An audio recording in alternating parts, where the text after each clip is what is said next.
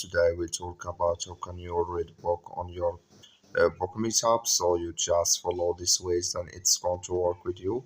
So all you have to do in the first, can you just choose here any book you want to read. I'm going to click on this book here, for example, Flying the Flag.